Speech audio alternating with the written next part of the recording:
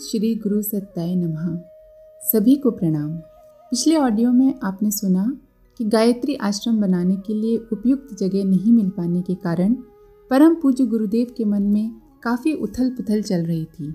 आइए अब आगे सुनते हैं। पर उससे पहले यदि आपने हमारे YouTube चैनल देव परिवार को सब्सक्राइब नहीं किया है तो चैनल को सब्सक्राइब करें और बेल आइकन दबाकर ऑल पर क्लिक करें ताकि आपको आने वाले सभी वीडियो की नोटिफिकेशन मिलती रहे।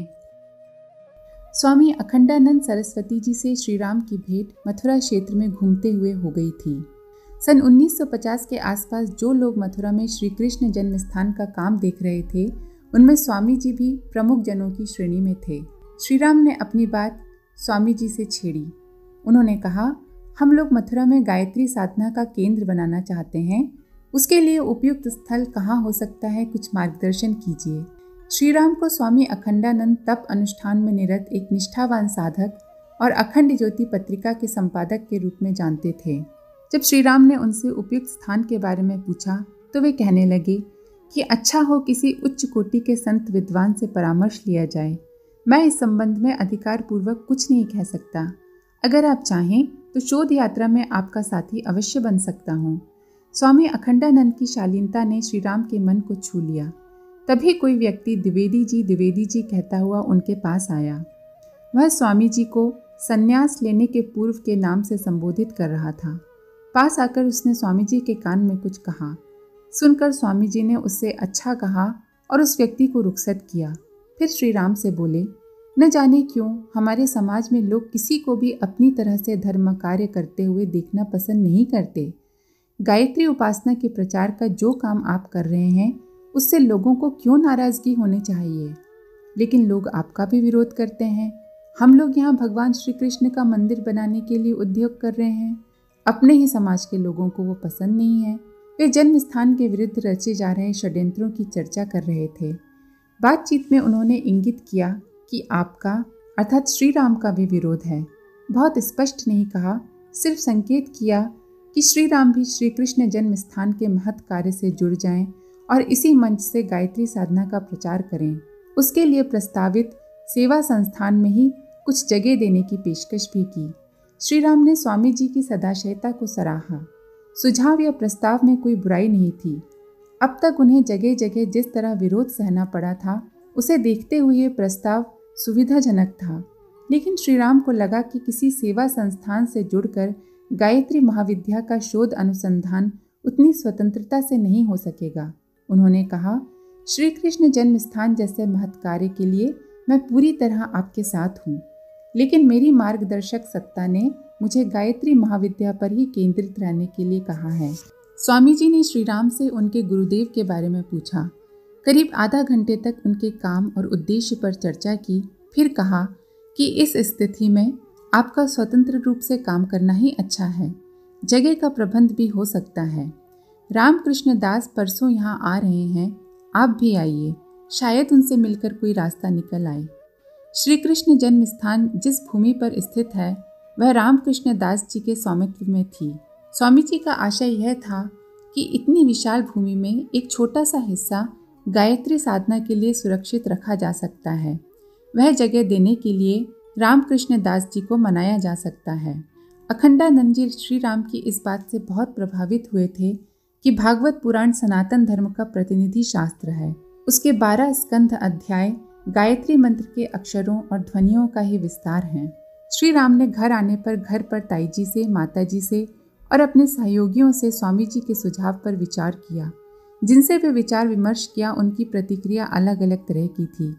किसी की राय थी कि सुझाव अच्छा है, श्री कृष्ण जन्म स्थान अगले दिनों स्वतंत्र तीर्थ की तरह विकसित होगा, वहाँ नित्य उत्सव का वातावरण रहने वाला है। किसी की राय थी कि यह जगह भेंट में नहीं ली जाए, उसका मूल्य चुकाया जाए। इसी उधेड़-बुन में 3 दिन व्यतीत हो गए। कुछ निश्चय करते नहीं बन रहा था। अभी तक 10-12 जगह देख चुके थे, कहीं भी बात बनती नहीं लग रही थी। जिस दिन रामकृष्ण दास जी को आना था उससे पहले वाली रात बेहद तनाव में व्यतीत हुई। श्री राम एक पल के लिए भी आंखें नहीं मूंद पाए। सामान्य दिनों में श्री राम 8 बजे सो जाते थे। उस दिन रात का 1 बज गया। मस्तिष्क में विचार और वितर्क का घमासान चल रहा था। जब एक पक्ष हावी होता तो तो लगता था कि वह सही है, उसे ही चुनना चाहिए, पर वितर्क शुरू होते ही पहला पक्ष ध्वस्त हो जाता था। रात आंखों में कट गई और नित्य उपासना की बेला शुरू हो गई।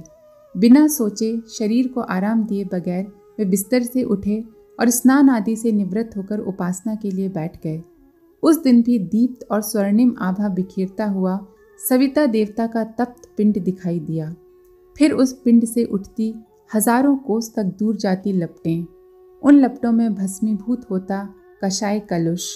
जब समाधि खुली तो प्रातःकाल हो चुका था। पूर्व दिशा में सूर्य ऊपर तक चढ़ आया था। उस दिन श्री राम ने अपने आप को बहुत हल्का और स्फूर्तिवान में अनुभव किया। गायत्री साधना केंद्र की स्थापना के लिए पिछले 6-7 महीने से मन में जो द्वंद्व चल रहा था उसका तिरोधान हो चुका था। इष्ट आराध्य से आश्वासन आ गया था कि सहज भाव से जो कर रहे हो करते चलो, स्पर्धा या अधीरता नहीं है, जो काम करवाना है करा लिया जाएगा। 10-10:30 बजे के लगभग श्री राम स्वामी अखंडानंद के शिविर की ओर चल दिए। वहां पहुंचे तो देखा कि स्वामी जी उन्हीं की प्रतीक्षा कर रहे थे। बोले, 15 मिनट से लग रहा था कि आप आने वाले हैं। रामकृष्ण दास जी से मैंने आपकी परियोजना पर बात की है, वे बहुत प्रसन्न हैं। उन्होंने निर्णय हम लोगों पर छोड़ दिया है। श्री राम ने कहा, स्वामी जी अन्यथा न लें। ऐसी प्रेरणा उभरी है कि साधना केंद्र का विकास अरण्यक की भांति हो, नगर से बाहर यमुना के तट पर। स्वामी जी ने श्री राम की बात गंभीरता से सुनी।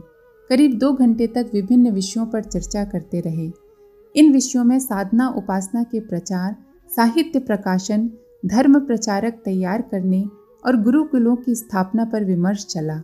बदलते समय में समाज और व्यक्ति के सामने क्या चुनौतियां आने वाली हैं, उनका समाधान करने के लिए स्वामी जी का जोर परंपरा की रक्षा और उसमें समयोचित संशोधन पर था। श्री राम का मानना था कि अगले दिनों आमूल चूल बदलाव आने वाले हैं, उनसे बचा नहीं जा सकता। उन परिवर्तनों में व्यक्ति की आत्मा खो जाने का भय भी है। मनुष्य की आत्मा को बचाए रखने के लिए प्राचीन और अर्वाचीन में सेतु बनाना चाहिए। आवश्यकता और विचार विनिमय की दृष्टि से भी आगे मिलते रहने का निश्चय कर वह चर्चा संपन्न हुई। सुबह 8-8:30 का समय रहा होगा। श्री राम प्रातःकालीन पूजा उपासना और लेखन आदि से निपटकर अपने कक्ष में पहुंचे ही थे कि एक मुस्लिम युवक आया। शायद वह पहले से इंतजार कर रहा था। श्री राम बैठने वाले थे कि गुरुजी कहते हुए उसने श्री राम के चरण छुए। चरण छूकर खड़ा हुआ और बोला, मैं आपके मशीन मैन अब्दुल मियाँ का भतीजा हूँ। मेरा नाम हनीफ है। अब्दुल मियाँ यानी अब्दुल लतीफ़। घिया मंडी के इस मकान में आने के बाद जो छोटी सी प्रेस लगाई थी, अब्दुल मियाँ उसके पहले मशीन मैन थे। उन्हीं के हाथों से नारियल तोड़वाया था। विभाजन के कुछ वर्ष बाद अब्दुल मियाँ अपने कुछ नाते रिश्तेदारों के साथ पाकिस्तान चले गए थे और कराची में रहने लगे थे। खास पढ़े लिखे नहीं थे। महीने 15 दिन में श्री राम के पास उनकी चिट्ठी आ जाया करती थी। टूटी फूटी भाषा में कभी वे खुद कुछ पंक्तियाँ लिख दिया करते थे, कभी आसपास के लोगों से लिखवा लिया करते थे। श्री राम स्वयं उनके पत्रों का जवाब दिया करते थे। उन अब्दुल मियाँ का भतीजा आया तो श्री राम ने उसके सिर पर हाथ रखा और बैठने के लिए कहा। कुशल क्षेम पूछने के बाद बोले, क्या खबर लाए हो? हनीफ ने बताया कि चचा जान ने अपने हिस्से की ज़मीन गुरुजी को दे देने के लिए कहा है। गुरुजी यानी श्री राम। शुरू से वह इसी संबोधन से पुकारते थे। श्री राम ने वजह पूछी तो बोले, चचा जान ने आलमबाग वाली जगह आपको देने के लिए लिखवाया है। कहा है कि उस जगह का गुरुजी जिस तरह भी इस्तेमाल करना चाहें करें। 1.5-2 महीने पहले श्री राम के पास भी इस तरह का पत्र आया था। श्री राम ने उसका जवाब यथा समय दे दिया था। जगह करीब 200 वर्ग गज की रही होगी, पैतृक संपत्ति थी। उसका इंतजाम किए बिना ही अब्दुल मियाँ पाकिस्तान चले गए थे। अब वारिसों में जायदाद के बंटवारे की नौबत आई तो अब्दुल मियाँ के हिस्से में 200 गज का टुकड़ा आया। श्री राम ने अपने उत्तर में लिखा था कि उस जगह एक स्कूल बना दिया जाए। अब्दुल मियाँ के कुटुंब के लोग ही उसे चलाएं, वहाँ बच्चे पढ़ेंगे तो अच्छा लगेगा। अब्दुल मियाँ का मन उस जगह ऐसी कोई धार्मिक गतिविधि चलाने का था जिसमें हिंदू, मुस्लिम, सिख, ईसाई सभी साथ बैठ सकें। इस तरह का पत्र 8-10 दिन पहले ही आया था। श्री राम तय नहीं कर पा रहे थे कि क्या जवाब दें और हनीफ मौखिक संदेश लेकर आ गया। श्री राम ने हनीफ से उसके और परिचय वालों के बारे में पूछा। चाचा की ज़मीन के बारे में और लोग क्या सोचते हैं, इस बारे में जानकारी ली। हनीफ ने बताया कि और लोग भी पाकिस्तान जाने की सोच रहे हैं। यहाँ की ज़मीन के बारे में किसी को कोई रुचि नहीं है। श्री राम ने वहाँ स्कूल खोलने के बारे में बताया। श्री राम ने कहा, हमारी माँ ताईजी के पास गांव में काफ़ी ज़मीन है, हम वहाँ भी स्कूल खुलवाएंगे। पाठशाला से अच्छा धार्मिक स्थान कोई और हो ही नहीं सकता। हनीफ ने कहा, आप स्वयं भी तो धार्मिक केंद्र चलाने के बारे में सोच रहे हैं। हम लोग सोचते हैं कि चाचा वाली जगह का इस्तेमाल किया जाए। श्री राम ने इस भावना को सिर आंखों पर रखने के लिए कहा। फिर बोले, हम एक केंद्र शुरू तो करना चाहते हैं, लेकिन वो किसी एक व्यक्ति के दिए हुए स्थान पर नहीं होगा। बहुत से लोग मिलकर ऐसा निर्माण चलाएंगे, या फिर हम अपनी ही कोशिशों से व्यवस्था करेंगे। समझा बुझाकर श्री राम ने हनीफ को वापस भेज दिया।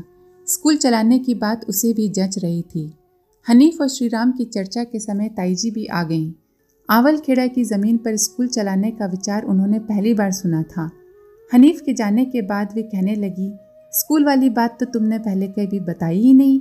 मैं तो तय की हुई थी कि उस ज़मीन से जो आमदनी होगी वो तुम्हारे मंदिर में लगाऊंगी। श्री राम को हंसी आ गई। वे ताईजी की बात पर नहीं हंसे थे, उनके अंदाज पर हंसे थे। ताईजी ने हनीफ से कई बातों पर जैसी प्रतिक्रिया व्यक्त की थी, उसमें खींच, हताशा और आश्चर्य के मिले जुले भाव थे। ताईजी ने कभी कामना नहीं की थी कि श्री राम ने आवलखेड़ा की ज़मीन के बारे में इस तरह की बात सोची होगी। वे मानती थी कि ज़मीन आदि से जो आय होगी उसे गायत्री मंदिर में लगा देंगी। ये धारणा थोड़ी हिली तो उन्हें खींच हुई। ताईजी को एक बार भरपूर निगाहों से निहारने के बाद श्री राम ने कहा, उदास मत हो ताई, मंदिर में फुलवारी तुम्हारे पैसों से ही लगाऊंगा। बाकी स्कूल भी तो मंदिर ही है। आवलखेड़ा के बच्चे उसमें पढ़ लिख कर होशियार बनेंगे। कहते कहते श्री राम थोड़े गंभीर हुए। वे कहे जा रहे थे, गायत्री विद्या बुद्धि की देवी हैं। पुराने ज़माने में बच्चे यह मंत्र सीखने के बाद ही विद्यारंभ करते थे। गायत्री पढ़ने का अर्थ है विद्या बुद्धि अर्जित करना।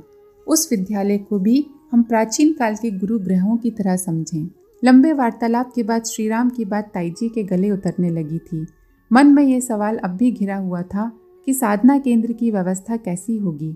मन में घुमड़ रहा सवाल उन्होंने चिरंजीव के सामने रख दिया। श्री राम बोले, जिस मार्गदर्शक सत्ता ने तप आरंभ कराया और अभी तक निभाहा है, जो आवलखेड़ा से मथुरा तक ले आई है, वही तपोभूमि की व्यवस्था भी कराएगी। कोई इंतजाम नहीं हुआ तो तुम्हारी आवलखेड़ा की ज़मीन उधार ले लूँगा। सुनकर ताईजी को संतोष हुआ। तभी मंडी रामदास के एक निवासी पंडित निरंजन चौबे आ गए। वे यथा अवसर संस्थान के काम में हाथ बटाया करते। कहीं से उन्हें खबर मिली थी कि मंडी रामदास में 12 कमरों का एक मकान है। मकान मालिक वह बेचना चाहता है, ज़रूरतमंद है, इसलिए कीमत थोड़ी बहुत कम भी कर सकता है। पूरा वृतांत लेने के बाद श्री राम उस मकान की स्थिति और आसपास के वातावरण के बारे में जानकारी लेते रहे। मकान की स्थिति ने साधना केंद्र की कसौटी पर मकान को नहीं उतरने दिया। श्री राम ने पंडित निरंजन को समझाया कि हम लोगों को भजन पूजन के लिए जगह चाहिए। मंडी रामदास का यह मकान भीड़ भाड़ वाले इलाके में है, यहाँ लोगों का मन एकाग्र नहीं हो सकेगा। निरंजन को भी यह बात जची। अचानक उसे ख्याल आया कि वृंदावन रोड पर गायत्री टीला भी एक जगह है, वहाँ गायत्री का मंदिर भी है। टीले पर पहले भी जप तप होता रहा है। यह विचार आते ही निरंजन ने कहा, पंडित जी, गायत्री टीले के बारे में भी विचार कर सकते हैं, वहाँ एकांत भी है और मंदिर भी। पंडित निरंजन का यह प्रस्ताव सुनकर श्री राम का चेहरा खिल उठा। उन्हें लगा कि उपयुक्त स्थान मिल गया। कोई अन्य कारण नहीं बनता हो तो गायत्री टीला अभीष्ट प्रकार का साधना केंद्र बन सकता है। उसके लिए गायत्री पर्वत नाम से एक संबोधन भी मन में उभर आया। आज के लिए इतना ही। आप सभी का धन्यवाद। ओम शांति।